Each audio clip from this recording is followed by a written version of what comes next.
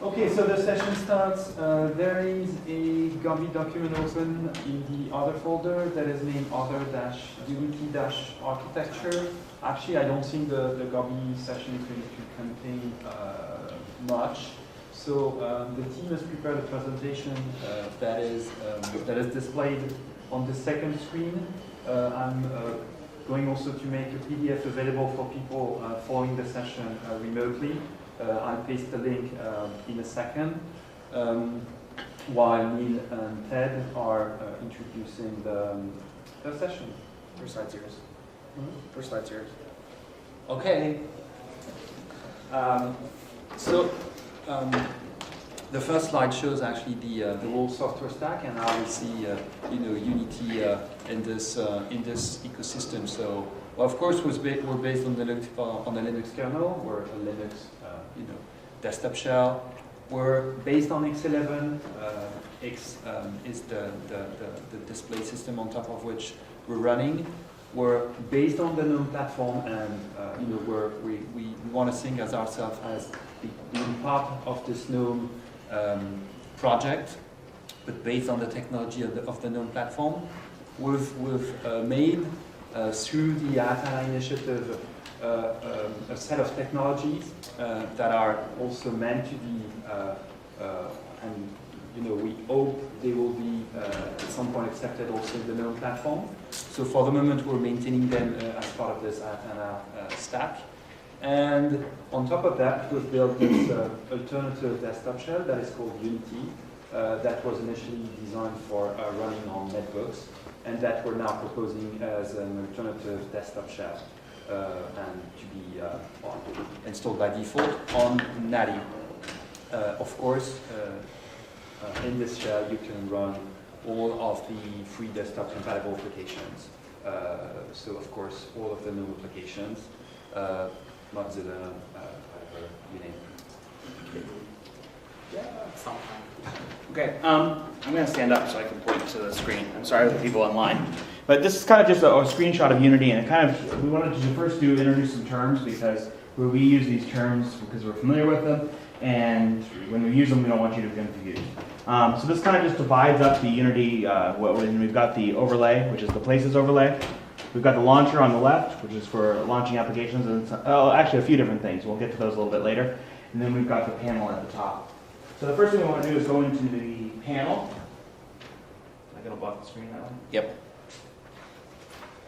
I will just. I'll use it.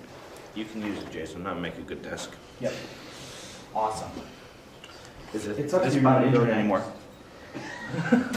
So don't treat me like one. The panel, the way that these items on the top, we call these indicators, get into the panel is by using libIndicator. This is actually used by the indicator applet as well. So if you've got the indicator applet, it uses libIndicator, and then it loads the various indicators.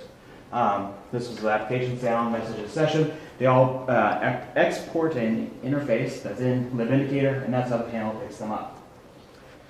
So if we look at the different indicators, they have a pretty standard architecture across all of them. This is the first one, is the indicator application. In a GNOME application, we wrote a library called libappindicator. It uses GTK menus and lots of GTK stuff, but then exports it over dbus to indicator application. On KDE, this is already actually built because we use the KDE KSNI protocol, and so that's built into KDE libs. It uses Qt for the menu, and it uses actually Q actions, right? Q actions. I'll learn this Qt stuff someday.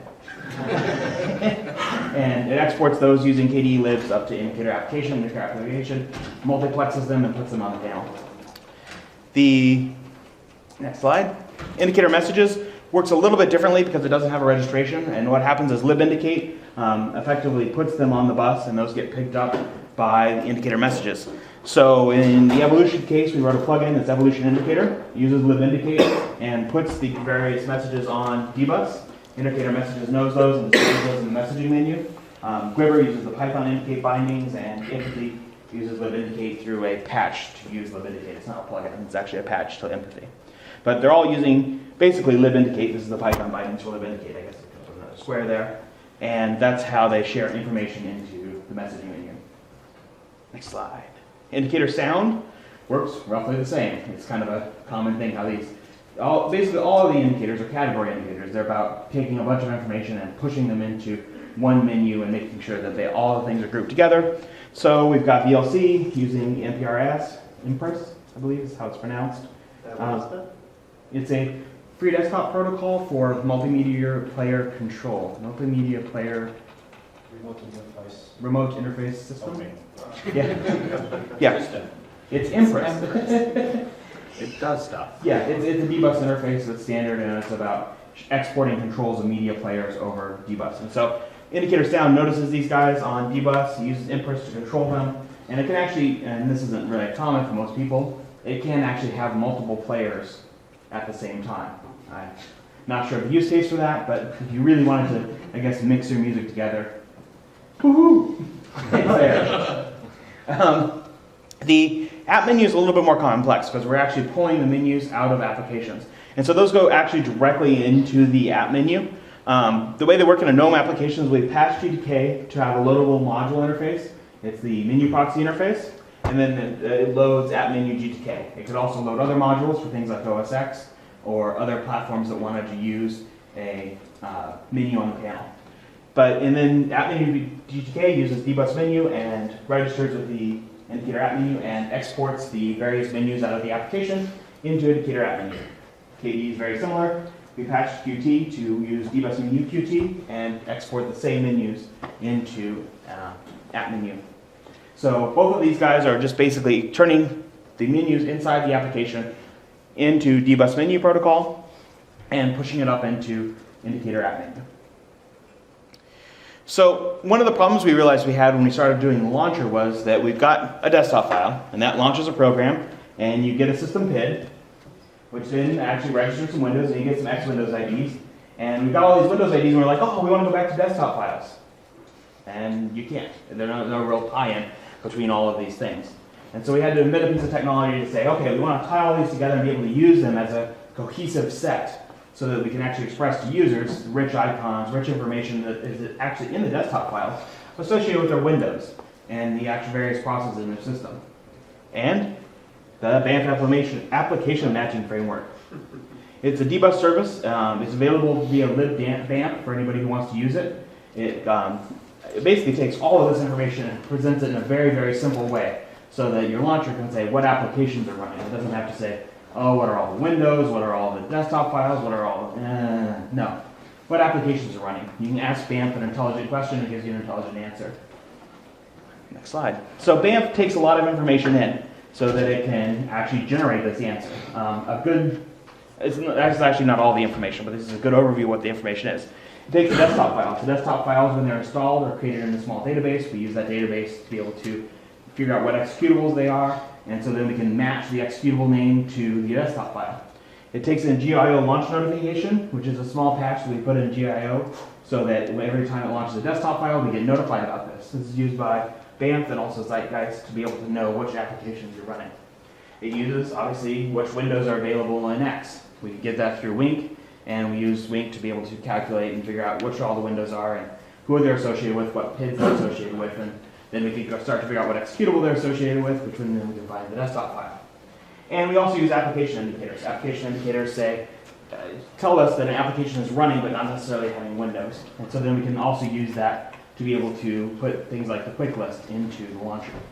So it uses all this information and actually just turns it into a very simple, cohesive interface for what's going on in the system.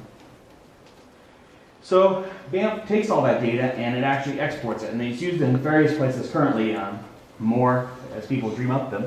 The application menu uses them to figure out what window is open and what menu should be displayed.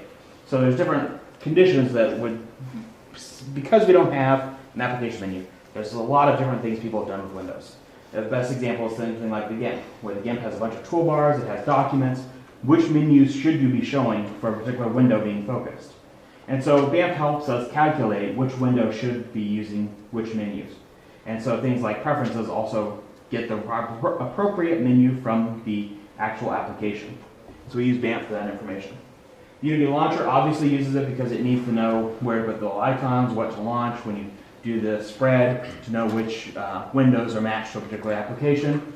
And the messaging menu is going to use it in this cycle so that for applications that aren't necessarily integrated with the messaging menu, we can provide kind of a default behavior of making it look like they're open and provide extra information about them using BAMF.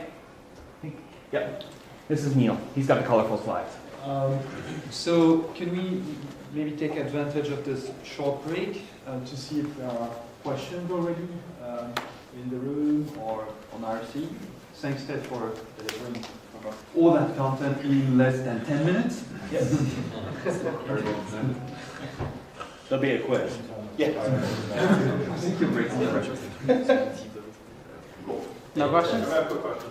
Sure. Do you have any plans for applications that seemingly don't work well with the DBus menu, like Pigeon, for example? You have the window of all of your chats, and then you have the buddy list, and it feels a bit odd to have to switch between them. Do you have any plans to kind of fold their menus into the same top level? We looked at it. The problem is that it's really something only humans can do. Unfortunately, just putting all the menus together is beyond it. Sure. Yeah. So we could do that. I mean, actually, if you look at like Tomboy, if you have a search window open, it'll default to the search window, and it would make more sense to patch Tomboy not to have the extra menus, or only have one set of menus. That's a great question. We'd love to solve it. I think we're going to have to unfortunately solve it by changing applications. We haven't found a way to do that as a automated method. All right, thank you. If a third-party app wanted to consume stuff from BAMF, is there like a library to go through, or just a DBus API? They can do either. There's a libbamf, which provides that. Is it introspection? We So you use libbamf. Currently, we don't want people to be using the DBus API directly. Okay. Because we want the wire protocol to be a little flexible in the future. We also do very heavy caching inside Is there libbamf, introspection? so it's On libbamf? yes, there's a VAPI and Yeah, we do that. So yeah. geo introspection as well. There's also things like the child notify show up in the launcher. Is that going to stay? Because I'm not sure how much that adds to the panel. Because then there's if you got the child notify running, there's an icon for it. If you got 8. Oh, was our notified? Yeah. Yeah, that's a bug. Yeah, so that won't stay. So that's actually because we were doing some automatic matching on what we should put inside the launcher, and Bazaar has a desktop file, and therefore it matched properly with BAMF. But I think we're going to make it more explicit this time. So you say that it's okay to show in the launcher, and therefore, if you are running Unity, it'll show up in the launcher instead of showing up in the panel. And if you're not running Unity, it'll just show up in the panel like normal. So those types of indicators. So Bazaar won't be setting that because it's just annoying to have that. But yeah, so we have the launcher. So the launcher has, I guess, 5 main things. So you have your favorites, which are just desktop files which are stored in G settings or whatever. We use BAMF, so when you actually run anything, we match it up and we can show that this favorite's actually running. We have other applications which you may be just running, like calculator or something. It's not on your launcher, but it's an application. So we use BAMF, we try and having the desktop file gives us the opportunity to get the most amount of data about the application. So we can get a nice icon, we can get some shortcuts and things, which I'll come to in the next slide, and it's just more useful to have that data. Apart from that, the launcher also has to deal with places, which is, so I'll get into the places architecture in a bit, but each place will register itself on installation, in user shared Unity places, just with a simple key file just to say what it is. And we load that up and we execute the places through dbus. We have devices and trash. Both of them use GIO as the backend because it's the best way to go for us. And we just show it up on the launcher. At the moment, devices, at least, that's internal to Unity, but it probably won't stay like that. We'll probably make it into an actual place with multiple entries because it just makes more sense and it gets that amount of code outside of Unity, which is kind of what we're going for. Can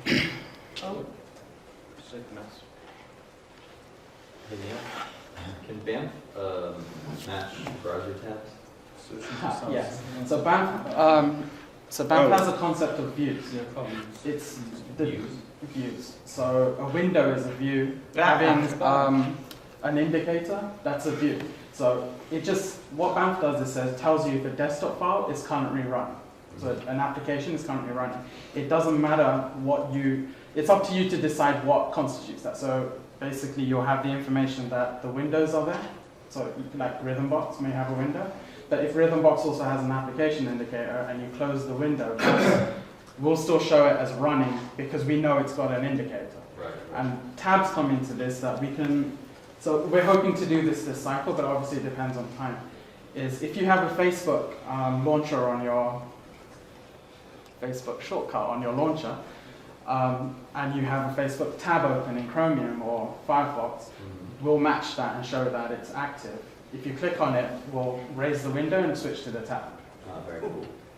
So basically you have a more one-on-one integration with the web there as well. So Jason's been working on that, and it just is a time thing really. We could probably do some other cool stuff like previews and things, but again, it's time based. But tabs is a big one. It's easier to do with, well, not easier, sorry. But you can do it with Chromium and Firefox, because you know each tab is a you're basically doing a document. This isn't something you could easily do with GTK because you don't know what those tabs contain. So we may be able to add a plugin for gedit, for instance, which presents the same information to BAMF. So there is a long-term plan for dealing with GTK, but it's nothing, that's going to be possible to do without help from upstream and make the standardization and that kind of thing. So I was talking to Ryan, I'm not sure if he's here, yesterday about the same problem and to see if we can get something G application or GTK application where it actually tells you what documents that application or that window is dealing with. And therefore, if we get the document information, we can do way more in the launcher. Do more interesting stuff. And send you to documents instead of sending you to random things. So that'd be cool. So I think that's it. Next one. Come on. Seriously, Jason. You start this one, it's my turn. It's perfect for me. I know. He's getting back at me. Yep. All right, let's see now. Will it do it? Yeah! All right, so another cool part of the launcher is the quick lists. When you right-click, ideally we want to give you a menu that's a real context menu to do with the application, and cool actions you can do from that context menu. There's 3 ways that works. The simplest, at least, is for places where we just pick up the sections and we automatically add them into the place. And we can, because it's very easy for us to take you directly to a section. So this is just showing the applications. These are the sections inside the applications place.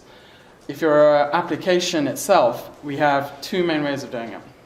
If you're not running, we use the free desktop action spec, which lets you put a list of actions in your desktop file, and they can be translated and everything, and we can read them all in, and we can add them to the shortcut menu.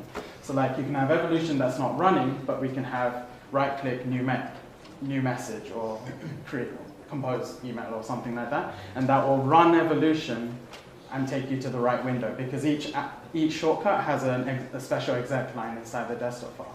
So it's really cool. You can do some really neat things without actually ever having the application running.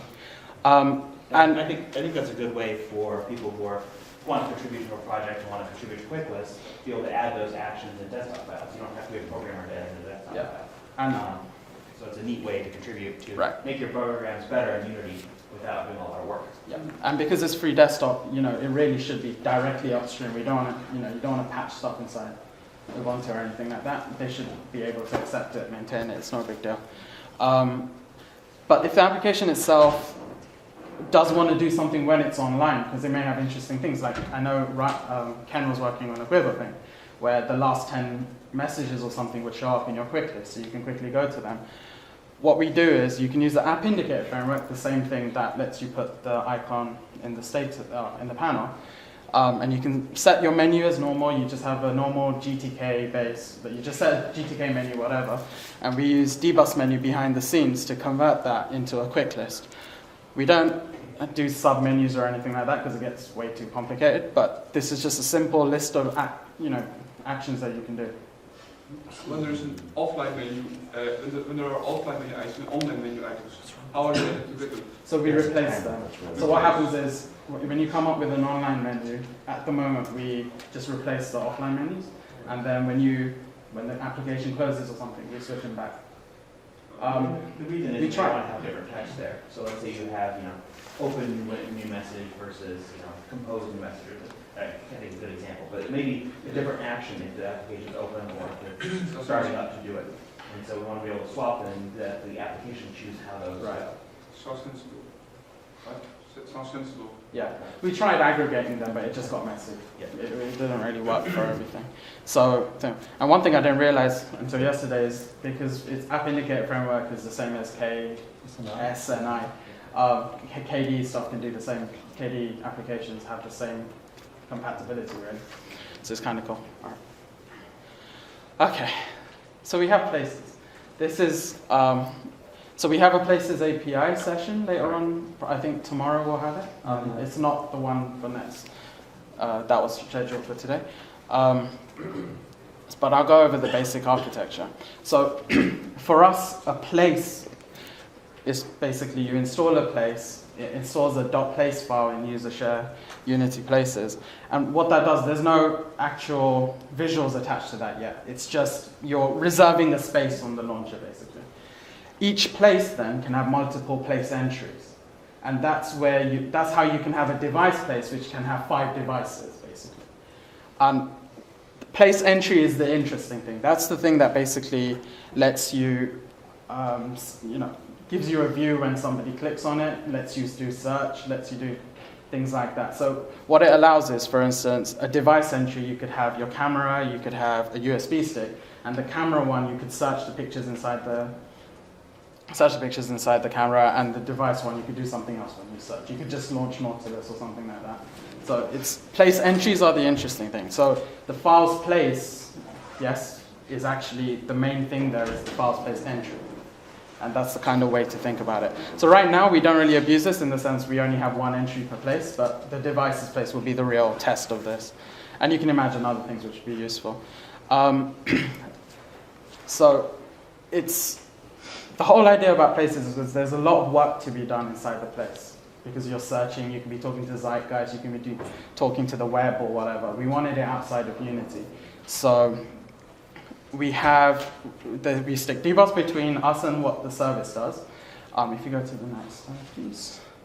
Right. And we obviously have a presentation there. So it's actually MVC, but it's MVC over dbus, where the view is inside Unity and the model and controller is on the place side. The places, we have a smallish dbus API, and we have 3 main lists. We have the list of sections, the list of groups, and then the results. And the results will reference a group inside. So what that does is when you set a search on a place entry, or you do global search or whatever, they'll update either the sections or they'll update the groups. Most likely, that will happen initially on startup. They'll actually just update the results model. So one of the cool things which you didn't really get around to this cycle, but we will, last cycle, but we will this cycle, is we wanted cool animations. As you're doing a search, we want things to disappear from the screen. We want to know, we don't just want new result set. We actually want to know what row was removed, what row was added, what row was modified, things like that. And this is actually a problem that on dbus.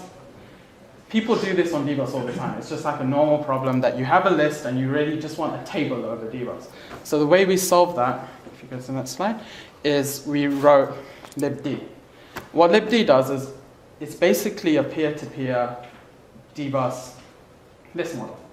So what it does is on the client side or on the server side, you just have a standard interface of row added, row removed, row changed, or add whatever. It uses I think it uses gvalue at the moment, but it'll probably be moved to gvariance. And internally, it basically keeps a table in sync between 2 or more clients. Ideally, you'd have one master client that's adding, removing, and a lot of clients that are just reacting to the changes. But I think this cycle will add the ability for multiple clients to be changing. There's obviously a synchronization issue there. It's kind of a fun problem for Mikhail to solve now.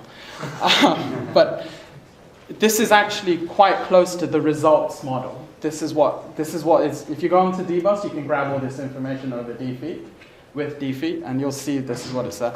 But the thing is, it's really cool. The peer-to-peer stuff is very interesting. libindicate had it first. But in libd, you'll have a dpeer. What you do is you just give it a name like org.gnome.test or whatever, and if you have 5 things which all use that, they'll all find each other over dbus.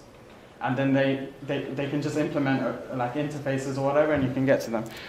Anybody who's done dbus services like that, you know registration is a pain, because you always need a registrar. This thing is just really cool, because it uses dbus naming, and it does a quick filter, and it just does the peer-to-peer stuff for you, so it's kind of cool.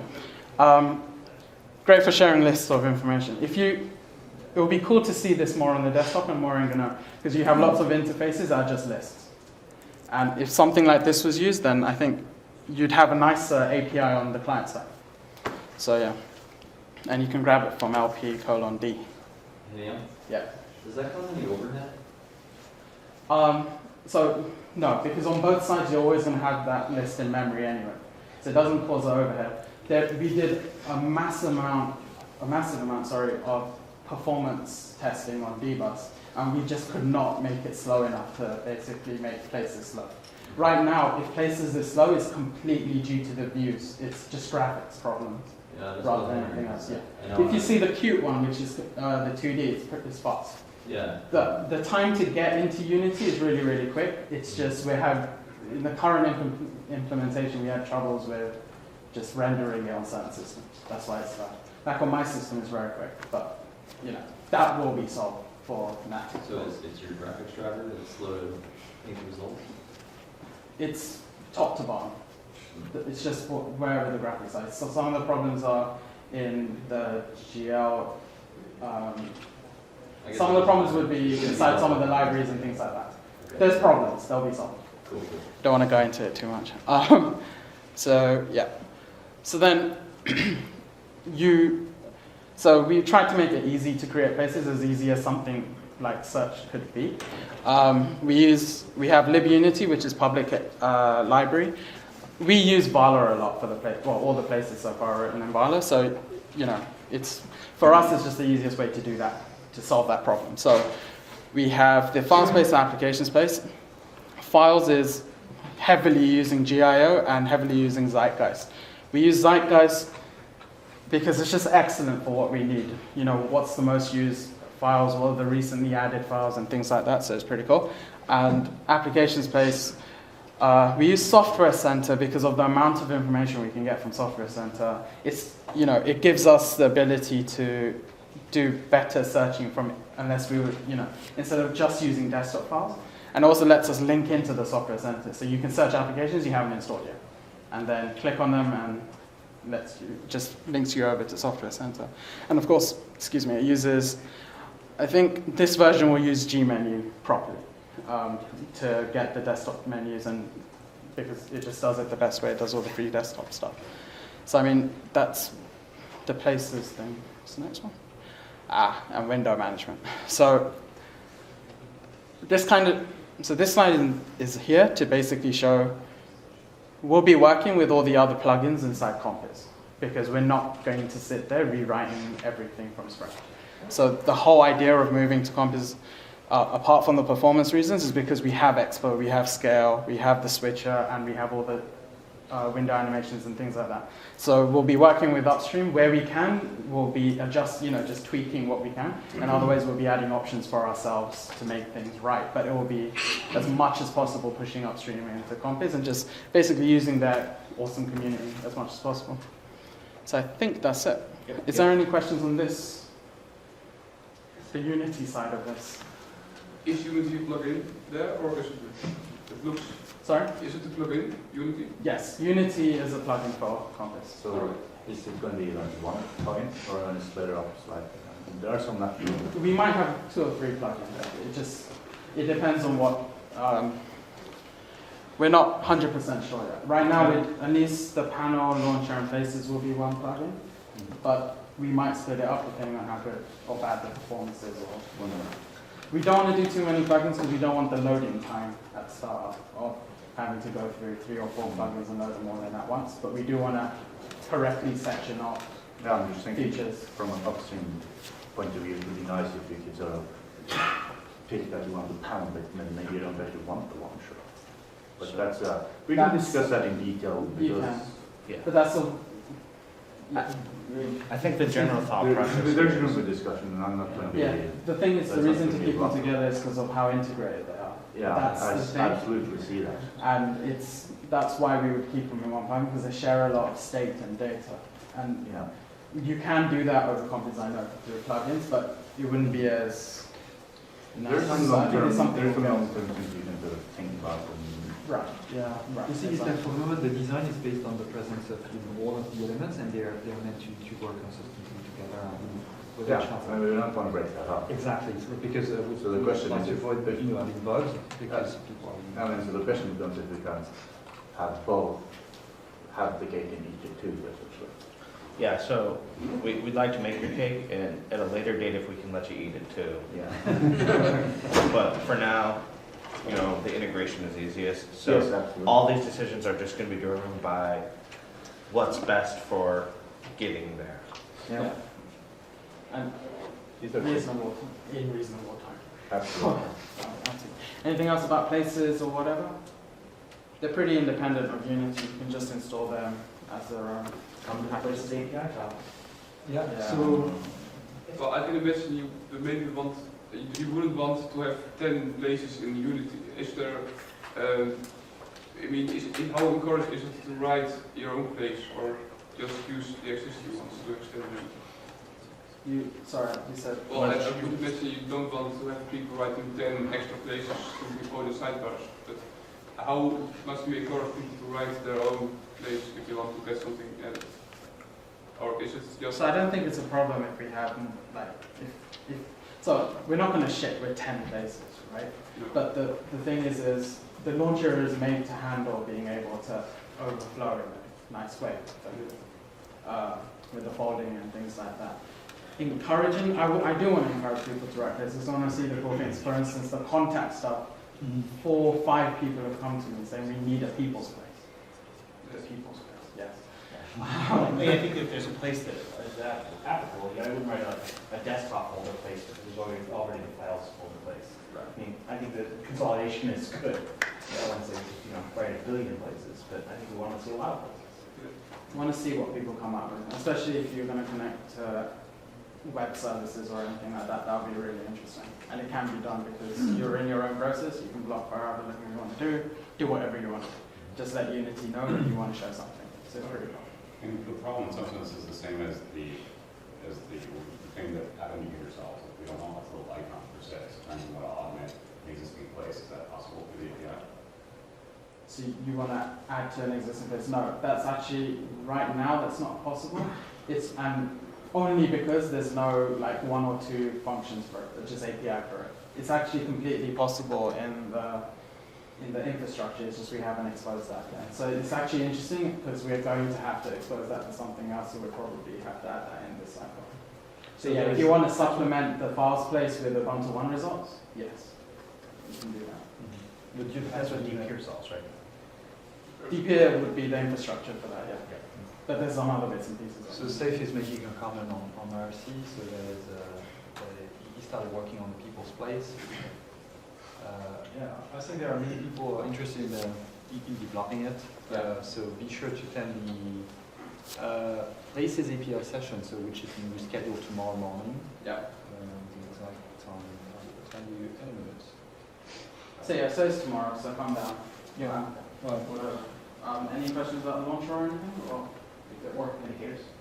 Or BAM? Little question, I don't know if it's really an architecture question, but how does keyboard control start fit into it? There doesn't seem to be very much at the moment. I don't know whether. So there's keyboard shortcuts for the launcher. So when you press For the first 10. for the first 10, right, it doesn't And do it. the application as well is always like number 12. Or something, it's Yes. really not. So we need to solve the problem. We don't have a good idea for it. That'll be discussed in the accessibility session because that's a core part of what accessibility We need it for accessibility. But I think didn't know whether that there was a bunch of stuff that we could already plug into that, add new keyboard shortcuts. one thing that came very late in the cycle is that quick way to just get to places stuff as well. Because places will always be at the bottom, trash will always be at the bottom, so you can't always, there will be 10 things above. Yes. So Almost always. we need a good shortcut to get to there as well.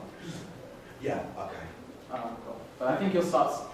we need to solve that accessibility problem, so I think we have to start That's a having a focus. People don't get people walk part of the accessibility Yeah. solution, so, yeah, that comes up. It's good for hacker accessibility. I just want to be able to launch an R3 application, and I can't. Don't worry, we won't make you use your mouse. No, you bloody well won't. Yeah, the accessibility session is at 4. Yeah. Right, so be sure to tell us. It is actually usability too, so. This Sorry. actually falls under usability too. Cool. Thank you, everyone. You're welcome to ask questions anytime. And then PDF, just We have a link to the PDFs there. Yeah.